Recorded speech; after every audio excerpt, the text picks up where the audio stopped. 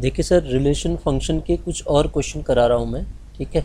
Relation और function के ये क्वेश्चंस को हम करेंगे, ठीक। ये हमने स्टार्ट किया था, तो इससे पहले मैं कुछ थ्योरी आपको समझा रहा हूँ, उसके बाद हम रिलेशन फंक्शन के क्वेश्चन करेंगे। उससे पहले देखिए, अगर आपने ये हमारा टेलीग्राम चैनल है, इसको आप ज्वाइन कर लीजिए, ठीक है। इससे आपको फ़ायदा मिलेगा। और दूसरा ये एप्लीकेशन है, इसको आप डाउनलोड कर सकते हैं। यहाँ पे मैंने इस कोर्स को डिज़ाइन किया है सिस्टमेटिक तरीके से। अगर आप लेना चाहते हैं तो जाके स्टोर में जाके ये ऐप डाउनलोड करके प्ले स्टोर से स्टोर पे जाके आप देख सकते हैं, और अगर लेना चाहें तो ले सकते हैं, ठीक है सर। आइए समझते हैं हम। पहले कुछ थ्योरी समझा रहा हूँ मैं आपको, उसके बाद आता हूँ इन क्वेश्चंस पे, ठीक है। क्वेश्चन से पहले मैं आपको ज़रा सा कुछ थ्योरी समझा रहा हूँ। उस थ्योरी में देखिएगा, कुछ फंक्शंस के टाइप हैं। फंक्शन के टाइप मतलब कहने का मतलब है, फंक्शन में एक होता है इवन फंक्शन सर। दो तीन चीज़ें मैं आपको यहाँ पे बता रहा हूँ, even function, odd function, periodic function. Even function किसे कहते हैं? अगर हम इवन फंक्शन की बात करें तो इवन फंक्शन जो होता है सर, अगर हमारे पास f ऑफ माइनस एक्स रख के फंक्शन में fx मिल जाता हो तो ऐसा फंक्शन जो है इवन फंक्शन कहलाता है। जैसे अगर मेरे पास fx बराबर एक्स स्क्वायर है, मेरे पास fx बराबर cos x है, मेरे पास fx बराबर x sin x है। इन फंक्शंस को देखते हैं। इसको gx ले लेता हूँ, इसको hx ले लेता हूँ। देखिएगा, f of minus x, fx बराबर आपके पास कितना है? एक्स स्क्वायर है। इसमें x की जगह पे जब आप माइनस एक्स रखेंगे, माइनस एक्स का स्क्वायर होगा और राइट हैंड साइड में अगेन एक्स स्क्वायर आ जाएगा, जो कि fx के बराबर ही मिल चुका है। f of minus x fx के बराबर मिल चुका है, तो इवन फंक्शन हो गया। gx है कितना आपके पास? cos ऑफ x है। जब आप g ऑफ माइनस एक्स रखेंगे तो cos of minus x, cos minus theta क्या होता है? Plus cos theta. अगेन ये gx के बराबर मिल चुका है, तो ये भी क्या है? इवन फंक्शन है। hx को देखिए, hx कितना है आपके पास? hx इक्वस टू है x साइन ऑफ x है। जब आप h ऑफ माइनस एक्स निकालेंगे तो minus x into minus of sine की जगह पे भी माइनस एक्स रखोगे तो कितना आएगा? Sine minus theta minus sine theta होता है। एक माइनस ये है, एक माइनस वहाँ से आया और आपके पास बच गया साइन एक्स इंटू एक्स। तो ये क्या बन गया? एक्स साइन ऑफ एक्स ही तो मिल गया। तो ये किसके बराबर आ गया? एच एक्स के बराबर। एच ऑफ माइनस एक्स भी एच एक्स के बराबर आ गया। तो आप पाएंगे कि ये जो मैंने एग्जाम्पल लिखे हैं, क्योंकि F of minus X F x के बराबर मिल रहा है, G of minus X G X के बराबर मिल रहा है, H of minus X H X के बराबर मिल रहा है। तो ऐसा फंक्शन जिसमें एफ ऑफ माइनस एक्स करके एफ एक्स के बराबर मिल जाता हो, उसको हम इवन फंक्शन कहते हैं। तो उसके अलावा जो दूसरा फंक्शन होता है सर, ऑड फंक्शन होता है। ऑड फंक्शन की अगर हम बात करें तो ऑड फंक्शन ऐसा फंक्शन है जिसमें f ऑफ माइनस एक्स रख के आपको माइनस ऑफ एफ एक्स मिलता हो। जैसे यदि मैं लेता हूँ एफ एक्स बराबर साइन एक्स, मैं लेता हूँ जी एक्स बराबर एक्स क्यूब, इन दोनों फंक्शन में आप पाएंगे कि आपके पास देखिए एफ ऑफ एक्स, ये इसे कहते हैं आप ऑड फंक्शन ना। तो देखिए एफ एक्स बराबर लीजिए, एफ एक्स बराबर आपने साइन एक्स लिखा।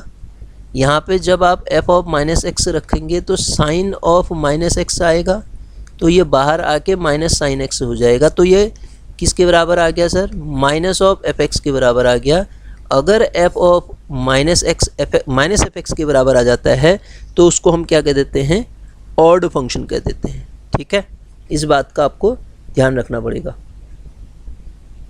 ठीक। अब मैं कुछ क्वेश्चन लेता हूं पहले इसके, फिर उसके बाद उस पे आता हूं मैं जो हमारे आज क्वेश्चन करने हैं।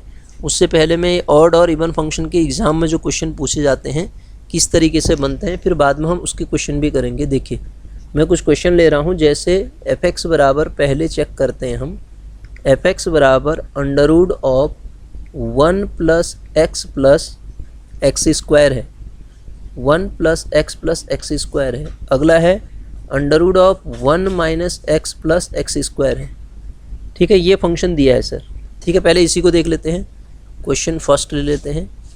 यहाँ पे मैं एफ ऑफ माइनस एक्स निकालने की कोशिश करता हूँ, तो अंडर रूट के अंदर 1 plus minus of x plus minus x का स्क्वायर आएगा, प्लस सॉरी बीच में माइनस है, माइनस अंडर रूट के अंदर 1 minus minus of x plus of minus x का स्क्वायर आएगा। ठीक है सर, तो आप देखेंगे इसको अंडर रूट के अंदर क्या मिला, 1 minus x plus x square ये मिला, माइनस साइन अंडर रूट के अंदर क्या मिला, 1 plus x minus plus x square मिला। अब इसमें से सर माइनस साइन जब कॉमन ले लूँगा तो अंडर रूट के अंदर आगे पीछे टर्म हो जाएंगी, 1 प्लस एक्स स्क्वायर माइनस का 1 minus x plus x square मिल गया। तो ये किसके बराबर आ रहा है, माइनस एफ एक्स के बराबर। तो सर अभी हमने पढ़ा था यदि हमारे पास एफ ऑफ, हमने क्या पढ़ा था, F of minus F x बराबर माइनस ऑफ एफ एक्स के बराबर आ जाता है तो दिया गया फंक्शन क्या कहलाता है, ऑड फंक्शन। तो यहाँ पे मुझे चेक किसको करना था, इस फंक्शन को चेक करना था, तो ये फंक्शन क्या आ गया, ऑड फंक्शन हो गया। कैसा हो गया, ऑड फंक्शन हो गया। बात क्लियर है, F X is odd function. अगला क्वेश्चन समझाता हूँ मैं आपको सर, देखिएगा क्वेश्चन सेकंड लेके चलता हूँ। क्वेश्चन सेकंड है F X is equals to है log of 1 minus X upon 1 plus X. ये हमारे पास क्वेश्चन है। तो ये ऑड है इवन है, चेक करते हैं हम इसको। इसमें सबसे पहले हम क्या निकालेंगे, एफ ऑफ माइनस एक्स। जैसे ही एफ ऑफ माइनस एक्स हम निकालने की कोशिश करेंगे तो क्या आएगा, लॉग ऑफ ब्रैकेट के अंदर लिख देता हूँ 1 माइनस माइनस एक्स होगा, नीचे कितना होगा 1 प्लस माइनस ऑफ एक्स। तो जब आप इसको सिंप्लीफाई कीजिएगा तो आपको मिलना है ये लॉग ऑफ क्या 1 plus x upon 1 minus x. ठीक है सर, तो जब आप इसको और सिंप्लीफाई करेंगे 1 plus x upon 1 minus x को, तो ये क्या चीज़ मिल रही है, ये एक्चुअली मिल रहा है आपको log of 1 plus x minus log of 1 minus x. तो आप देखो माइनस साइन कॉमन ले लो बाहर, तो अंदर क्या बचेगा, log of 1 minus x, log की प्रॉपर्टी लगा रहा हूँ, लॉग ऑफ 1 प्लस एक्स। अब इसको फिर प्रॉपर्टी लगाओ लॉग की, माइनस बाहर से है log of 1 minus X upon 1 plus X. ये देखिए फंक्शन क्या था, यही था। तो और बाहर से क्या लग गया, minus, minus of F X मिल गया। तो इसका मतलब यहाँ पे भी क्या मिल रहा है, एफ ऑफ माइनस एक्स रख के माइनस ऑफ एफ एक्स मिल रहा है। तो ये दिया गया फंक्शन कैसा फंक्शन हो गया, ऑड फंक्शन हो गया। कैसा फंक्शन हो गया, ऑड फंक्शन हो गया। इस बात का ध्यान रहे। एक और एग्जांपल लेता हूँ, एक एग्जांपल और लेके आपको समझाता हूँ। Example third, F X is equals to हमें दिया है E raise to the power X plus E raise to the power minus X upon 2। इसको देखो सर, इसमें देखते हैं एफ ऑफ माइनस एक्स लिखें तो E raise to the power minus x plus E raise to the power ये plus X हो जाएगा, अपॉन नीचे कितना आ जाएगा, 2 आ जाएगा। तो ये किसके बराबर, इसको तो आगे पीछे लिख सकते हैं ना, ई की पावर एक्स प्लस ई की पावर माइनस एक्स अपॉन 2 किसके बराबर आ गया सर, एफ एक्स के बराबर। Since f of minus x is equal to f x आपको मिल रहा है, तो दिया गया फंक्शन कैसा हो गया सर, इवन फंक्शन हो गया। कैसा फंक्शन हो गया, इवन फंक्शन हो गया। तो इसे हम क्या कह देंगे, इवन फंक्शन। तो ऑड फंक्शन और इवन फंक्शन की कहानी आपको समझ में आई। ठीक है, ऑड फंक्शन ऐसे निकालते हैं, इवन फंक्शन ऐसे निकालते हैं। ऑड इवन ये हो गया। ऑड किसे कहते हैं, इवन किसे कहते हैं, मैंने आपको बता दिया। तो एक चीज़ और आती है, उसको भी समझा देता हूँ मैं, फिर हम क्वेश्चंस को करते हैं। एक आता है पीरियोडिक फंक्शन। किसे कहते हैं, पीरियोडिक फंक्शन। पीरियोडिक फंक्शन, तो सर ध्यान दीजिएगा, पीरियोडिक फंक्शन की अगर हम बात करें, कोई भी फंक्शन पीरियोडिक फंक्शन कहलाता है यदि एफ ऑफ एक्स प्लस, इसको टी लिख देता हूँ मैं, बराबर एफ एक्स मिल जाता है। ठीक है, जैसे आप कहेंगे साइन ऑफ एक्स प्लस 2 पाई करें तो आपको क्या मिलता है, एफ एक्स साइन एक्स मिलता है। ठीक है, तो ये पीरियोडिक फंक्शन है विथ पीरियड 2 पाई। आप कहेंगे फिर 4 पाई करके भी तो मिल जाएगा, 6 पाई। तो ये वो पीरियड, हम जब पीरियड निकालते हैं तो जनरल पीरियड की बात नहीं करते हैं, प्रिंसिपल पीरियड की बात करते हैं।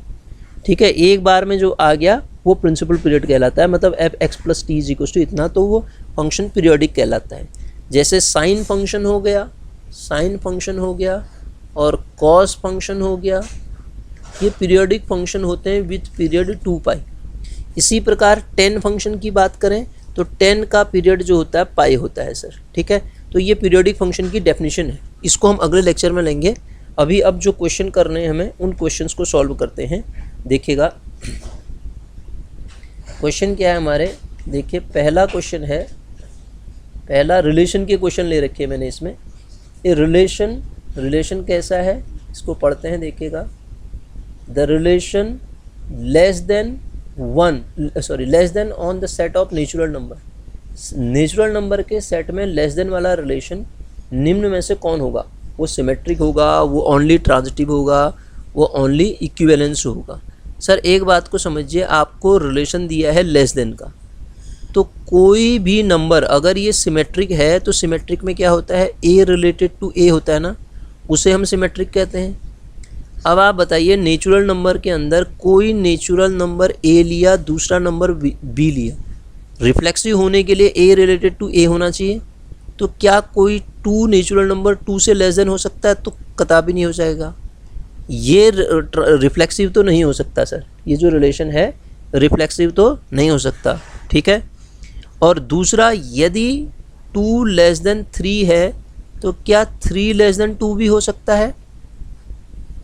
3 बड़ा है 2 से, तो क्या 3 छोटा हो सकता है 2 से? ये भी नहीं हो सकता है, मतलब सिमेट्रिक भी नहीं हो सकता है। ये न तो सिमेट्रिक हो सकता है और न तो ये रिफ्लेक्सिव हो सकता है। ये भी नहीं है, ये भी नहीं है, इक्विवेलेंस कैसे हो जाएगा? तो अपने आप ही ये ओनली क्या हो जाएगा, ट्रांजिटिव रिलेशन हो जाएगा। मतलब कोई रिलेशन इस तरीके का है, x रिलेटेड टू y है और y रिलेटेड टू z है, ध्यान दीजिएगा, तो definitely x related to z होगा। मतलब आप देखेंगे 1 छोटा है 2 से, 2 छोटा है 3 से, तो 1 3 से भी तो छोटा होगा, कोई भी नंबर लेके देख लो। तो ये ट्रांजिटिव रिलेशन तो है, ट्रांजिटिव है, सिमेट्रिक नहीं है, रिफ्लेक्सिव नहीं है, तो इक्विवेलेंस नहीं होगा। इक्विवेलेंस रिलेशन किसे कहते हैं? जो रिफ्लेक्सिव भी हो, सिमेट्रिक भी हो और ट्रांजिटिव भी हो। तो इसका आंसर क्या आ जाएगा? ओनली क्या, ट्रांजिटिव। अब इसको देखो सर, दूसरा क्वेश्चन हमसे क्या कह रहा है कि आप बताओ R be a relation on a set A such that R बराबर आर इनवर्स, देन क्या होगा? आर अगर आर इनवर्स के बराबर हो जाए तो क्या होगा? तो इनवर्स रिलेशन तो समझते हैं ना आप, इनवर्स रिलेशन किसे कहते हैं? हम इनवर्स रिलेशन की बात करें तो इनवर्स रिलेशन क्या हुआ पहले हमें ये पता होना चाहिए। अगर मेरे पास r is equal to define है a कॉमा बी टाइप के उसके अंदर एलिमेंट हैं, सच दैट किसी एक पर्टिकुलर सेट में ही दिया है a का एलिमेंट है, b का एलिमेंट है, तो r इन्वर्स क्या हो जाएगा? r इन्वर्स के अंदर b कॉमा a टाइप के एलिमेंट आ जाएंगे, सच दैट b आपको पता है किसका है और a किसका है, आप समझ रहे हैं, ठीक है। एलिमेंट लिखने के बाद इस तरीके से आ जाएंगे, वो क्या हो जाएगा आपका? r इन्वर्स हो जाएगा। तो अब क्वेश्चन क्या कहना चाह रहा है, ये हमसे कहना चाह रहा है, हमने कहा कि a कॉमा बी हमारे r में है, a कॉमा बी हमने कहा r में है, ठीक है, a कॉमा बी r में है, तो r इन्वर्स में कैसा होगा? b कॉमा a होगा, वही एलिमेंट r इन्वर्स में ये होगा। अब दिया क्या है, ये डेफिनेशन मैंने r इन्वर्स की डेफिनेशन से बताया आपको देखिए b कॉमा a को आपको r में दिखाना है, ये यही कह रहा है ना, r बराबर r इन्वर्स से है कह रहा है। तो r बराबर r इन्वर्स कब होगा? जब b कॉमा a भी आपके r में होगा, a कॉमा b r में है तो b कॉमा a भी r में होना चाहिए। तो ये जो रिलेशन हो जाएगा सर, क्या हो जाएगा? ओनली सिमेट्रिक रिलेशन होगा ये, ठीक है। b कॉमा ये आपका r में भी तो होगा, r इन्वर्स में है b कॉमा a, तो b कॉमा a r में भी तो होना चाहिए, तभी तो आप उसको बराबर बोलोगे, ठीक है। तो ये क्या हो जाएगा? सिमेट्रिक रिलेशन हो जाएगा सर, ठीक है। आइए अगले क्वेश्चन पे चलते हैं। अगला क्वेश्चन क्या कह रहा है हमसे, ये भी रिलेशन का ही क्वेश्चन है। क्वेश्चन क्या कह रहा है ज़रा पढ़ें। तो क्वेश्चन हमसे कहता है कि द रिलेशन आर बराबर इतना दिया है रिलेशन आपको, ठीक है, ऑन ए सेट ए मतलब क्या हुआ कि ये जो रिलेशन बना होगा a क्रॉस a का सबसेट रहा होगा, ये जो रिलेशन बनाया गया होगा which is subset of A cross ए रहा होगा रिलेशन, क्योंकि ए क्रॉस बी का सबसेट होता है तो रिलेशन ऑन ए सेट ए कह रहा है। अब आप देखो सर, ये रिफ्लेक्सिव है, सिमेट्रिक है, ट्रांजिटिव है, कौन बताएगा? रिफ्लेक्सिव होने के लिए इसके पास 3 एलिमेंट हैं, तो ए रिलेटेड टू ए होना चाहिए, ए रिलेटेड टू ए होना चाहिए। तो 1,1 भी है इसमें, 2,2 भी है इसमें, 3,3 भी है। ये रिफ्लेक्सिव तो है सर, ये क्या है? रिफ्लेक्सिव तो है। अब सिमेट्रिक होने के लिए 1,2 है इसमें, देखो इसमें 1,2 है तो 2,1 नहीं है इसमें। 1,2 तो इसमें बिलोंग कर रहा है, लेकिन 2,1 तो इसमें है ही नहीं, आगे मैं बढ़ूंगा ही नहीं, नॉट बिलोंग्स टू। इसका मतलब ये नॉट सिमेट्रिक, ये वाली कहानी तो सही है, और सिमेट्रिक नहीं है, ये गलत हो गया। नाइदर सिमेट्रिक नॉट ट्रांजिटिव, ये भी सही हो सकता है। रिफ्लेक्सिव बट नॉट ट्रांजिटिव, ये भी सही हो सकता है, ये भी सही हो सकता है, क्योंकि रिफ्लेक्सिव तो है ये, ठीक है, रिफ्लेक्सिव है। अब ट्रांजिटिव होने के लिए क्या दिखाना चाहिए? 1,2 है, और सॉरी 2,3 है और 3,3 है, तो 2,3 ऑलरेडी आ गया। 1,1 तो 1,3 है तो अगले वाले को चेक करूँगा ही नहीं मैं। 1,3 है तो अगले वाले को चेक करूँगा ही नहीं मैं। तो ट्रांजिटिविटी यहाँ पे कहाँ पे फेल हो रही है?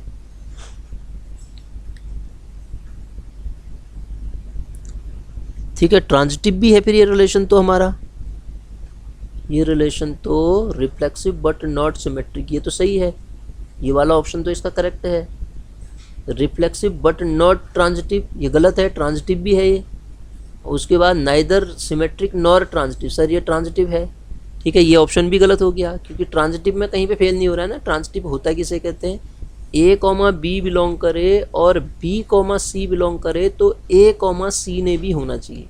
अब मैं ए कॉमा बी ले रहा हूँ तो इसका दूसरा पेयर क्या बना पा रहा हूँ मैं? बी कॉमा सी, तो ए कॉमा सी 1,2 है इसमें।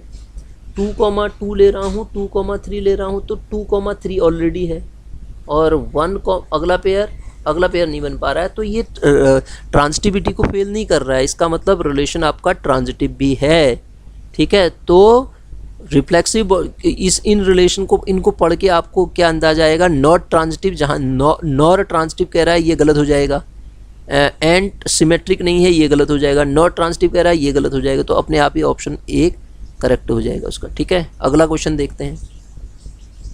अब यहाँ पे ये क्वेश्चन वाला हमसे क्या कहना चाह रहा है वो देखते हैं। आपको दिया है P बराबर वो सारे एक्स वाई टाइप के एलिमेंट हैं जिसके अंदर x square plus y square करोगे तो 1 आएगा। आप देखोगे x square plus y square तो आपको क्या मिलेगा? 1 मिलेगा। पूछना क्या चाह रहा है देखते हैं। हाँ देखिए, x square plus y square करें तो 1 मिलेगा आपको। तो क्या कहना चाह रहा है? पूछ रहा है रिफ्लेक्सिव, सिमेट्रिक और ट्रांजिटिव की कहानी पूछ रहा है। सर देखो, x square plus y square बराबर आपको क्या गिवन है? वाई। तो सर देखो, क्या y square plus x square बराबर भी 1 होगा? हाँ या ना? डेफिनेटली होगा। तो ये सिमेट्रिक है, ये रिलेशन क्या है? सिमेट्रिक रिलेशन है, और आगे देखने की ज़रूरत ही नहीं है, एक ऑप्शन तो सही होगा उसका। रिफ्लेक्सिव नहीं हो सकता, ट्रांजिटिव भी नहीं हो सकता है ये, ठीक है ना। इसलिए नहीं हो सकता है, रिफ्लेक्सिव होने के लिए x square plus x square कैसे 1 हो सकता है ना। तो ट्रांजिटिव होने के लिए एक्स कॉमा वाई है, वाई कॉमा एक्स, ये तो कंडीशन नहीं होगी, ट्रांजिटिव भी नहीं होगा। तो केवल आपके पास क्या मिल जाएगा? ये सिमेट्रिक रिलेशन मिल जाएगा। सर क्या मिलेगा? सिमेट्रिक रिलेशन मिल जाएगा। आगे बढ़ते हैं, अगला क्वेश्चन देखते हैं क्या कह रहा है। ये क्वेश्चन अच्छा है, ये एग्जाम में पूछा भी गया है क्वेश्चन, ठीक है। यहाँ पे क्या कहना चाह रहा है, क्वेश्चन को समझिएगा आप। इसने बोला है हमसे कि सर आपके पास जो है, क्वेश्चन पढ़ लेते हैं। कहता है the domain of definition of function F x बराबर इतना इज। डोमेन निकालना है, फंक्शन ऐसा है उसका डोमेन फाइंड करना है। तो डोमेन कैसे फाइंड करते हैं ये आप सब जानते हैं। डोमेन निकालने के लिए क्या करूँगा मैं, हमें जो फंक्शन दिया है 2⁻x plus 2⁻y is equal to 2 given है। तो यहाँ से मैं 2⁻y निकालूंगा तो 2 माइनस 2⁻x आएगा। कोई डाउट? No doubt. अब लॉग की डेफिनेशन कहती है जब आप y निकालोगे तो ये 2 बेस में चला जाएगा, 2 माइनस 2⁻x बेस 2 हो जाएगा, ठीक है सर। तो 2 माइनस 2⁻x बेस 2 हो जाएगा, और लॉग ऑफ ए बेस ई आपको तभी डिफाइन होता है जब ए ग्रेटर देन 0 होता है। इसका मतलब 2 की पावर x, 2 माइनस 2 की पावर x मेरे पास क्या होना चाहिए, ग्रेटर देन 0 होना चाहिए। तो इसका डायरेक्ट मीनिंग क्या होना चाहिए कि 2 की पावर x लेस देन 2 होना चाहिए। तो यहाँ कोई ऐसा रिलेशन आपको मिल रहा है 2 to the power x less than 2, तो यहाँ से हम क्या निकालेंगे, 2 टू दी पावर x की वैल्यू होती है ना डोमेन 2 टू दी पावर 1, तो यहाँ से कंक्लूजन क्या मिल रहा है कि x जो होना चाहिए आपका लेस देन 1 होना चाहिए। x लेस देन 1 कहाँ मिलेगा, किस ऑप्शन में x लेस देन 1 है, x less than 1 equal to तो नहीं है, इक्वल टू तो नहीं है, ये 0 है, उससे और नीचे आ गया less than 1। Option number D ही इसका करेक्ट हो जाएगा, माइनस इन्फाइनाइट से लेके 1 तक इसका आंसर मिल जाएगा सर। ठीक है, अगला क्वेश्चन भी डोमेन का ही है। The domain of function F x बराबर, यहाँ अच्छा क्वेश्चन है, इसको हम सॉल्व करने की कोशिश करते हैं। सर ध्यान दीजिएगा, पहली कंडीशन तो ये बताएगा कि x square plus 3x plus 2 जो होना चाहिए वो 0 नहीं होना चाहिए। दूसरी कंडीशन अभी मैंने बताया था, लॉग डिफाइन होने के लिए ये x प्लस 3 जो होना चाहिए 0 से बड़ा होना चाहिए। पहली 2 कंडीशन ये होगी। जब आप इसको सॉल्व करोगे तो क्या आएगा, x की 2 वैल्यू आएंगी, एक तो आएगी -1, एक आएगी -2। सॉल्व करके देख लो, ये 2 1 जा, ये ऐसा नहीं बन रहा है, x square plus 2x plus x plus 2, तो x बराबर -2 और -1, तो ये x की वैल्यू -1 भी नहीं होनी चाहिए, x की वैल्यू -2 भी नहीं होनी चाहिए, पहली बात। दूसरा, यहाँ से जब आप कंडीशन को सिंप्लीफाई कर रहे होते हैं तो यहाँ से आपको ये कंडीशन क्या दे देती है कि x प्लस 3 जो है सर वो ग्रेटर देन 0 है, तो इसका डायरेक्ट मीनिंग ये हुआ कि x -3 से बड़ा होगा। x क्या होगा, -3 से बड़ा होगा। तो ये ऑप्शन को अगर हम इंक्लूड करें, -3 से बड़ा है, -3 कहाँ आता है, अगर रियल लाइन में मैं बनाता हूँ तो यहाँ कहीं -3 होगा, यहाँ कहीं 0 होगा, और यहाँ कहीं आपके पास -1 होगा, और सॉरी यहाँ कहीं -2 होगा, यहाँ -1 होगा। ये 2 तो नहीं होने चाहिए कह रहा है, और दूसरा कह रहा है इससे बड़ा होना चाहिए। ये पूरा रीजन है, उसमें से आप घटा दो माइनस, तो आप क्या पाएंगे कि आपके पास इंटरवल कैसा मिल रहा है, ये इंटरवल मिल रहा है, -3 से लेके पॉजिटिव इन्फिनिटी तक इंटरवल मिल रहा है। लेकिन उसमें से आपको ये 2 नहीं चाहिए, कौन कौन से, -1 और -2। वही तो डोमेन x की वैल्यू होती है ना, डोमेन मतलब हुई x की वैल्यू, तो x की वैल्यू कौन कौन सी आ जाएंगी आपके पास, पूरा का पूरा। Therefore domain define as this, क्योंकि ये वाला तो पूरा रीजन हमको कह रहा है, लेकिन उसमें ये 2 पॉइंट नहीं होने चाहिए, तो उनको हटा दो।